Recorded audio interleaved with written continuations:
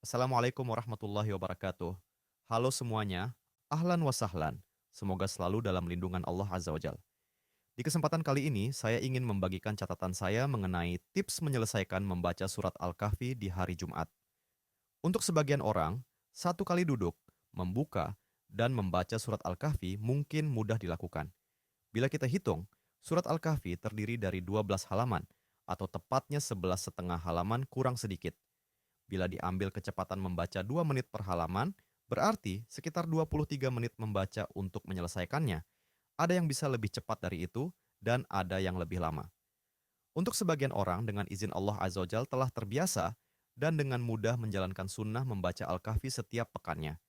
Tapi untuk sebagian orang mungkin ingin atau telah memulai, tetapi masih kesulitan dan selalu terlewat untuk menyelesaikannya. Setiap orang memiliki kondisi dan proses yang berbeda. Harapannya, melalui video yang saya bagikan ini, bisa memberikan tips dan Allah jadikan jalan untuk mempermudah kita semua menyelesaikan membaca Al-Kahfi setiap Jumat. Tips yang saya jabarkan di video kali ini, beberapa dari pengalaman dan percobaan saya pribadi, lalu ada dari cara yang dilakukan orang lain, dan lainnya dari beberapa artikel yang saya baca.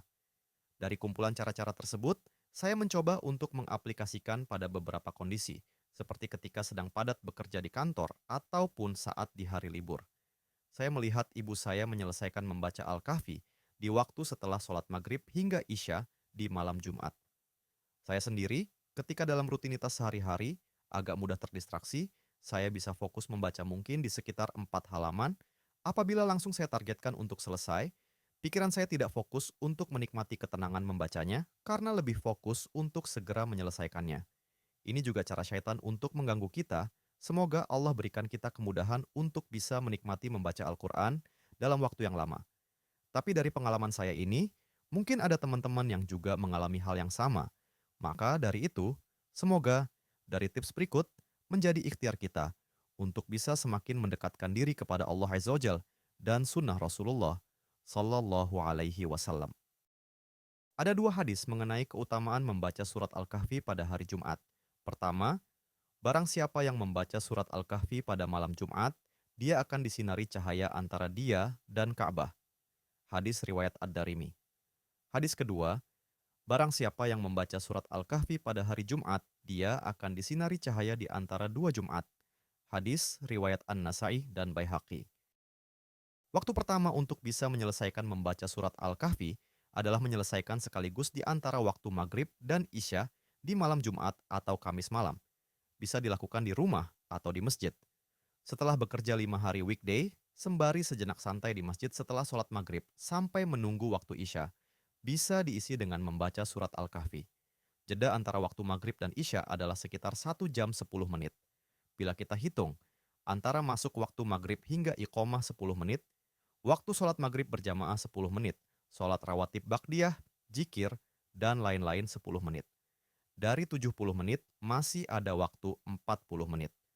Waktu ini bisa berbeda-beda tergantung kebiasaan masjid seperti berapa lama jeda waktu adzan dan iqomah dan seberapa panjang waktu imam memimpin sholat berjamaah.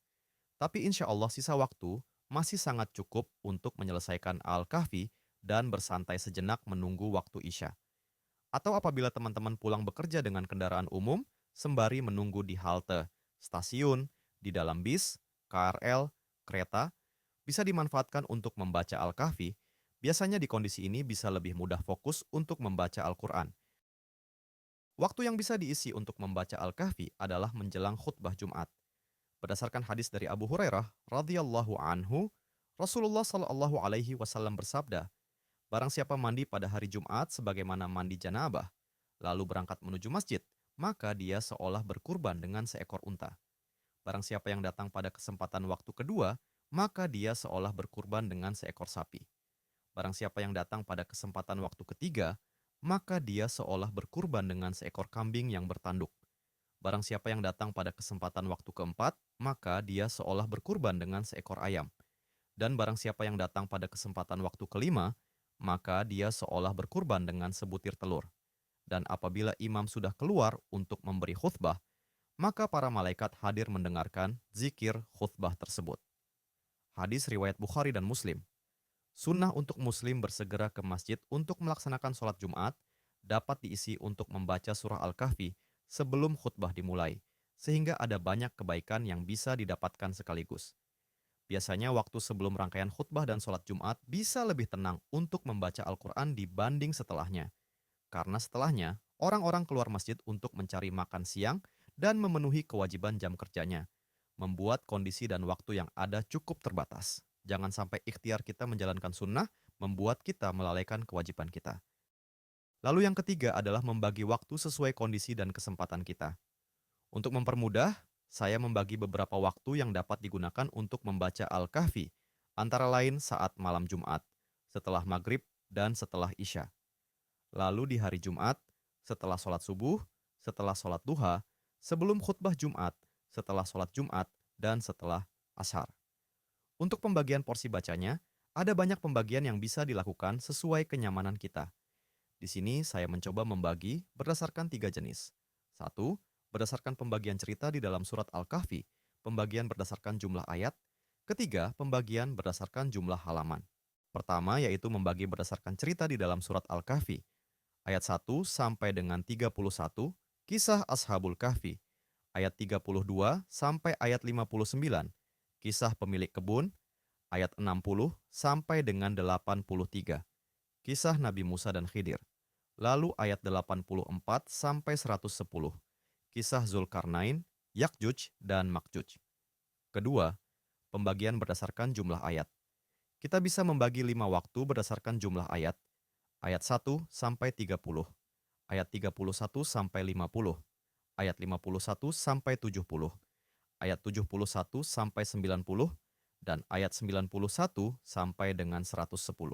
Ketiga, pembagian berdasarkan jumlah halaman. Membagi 6 waktu berdasarkan jumlah halaman.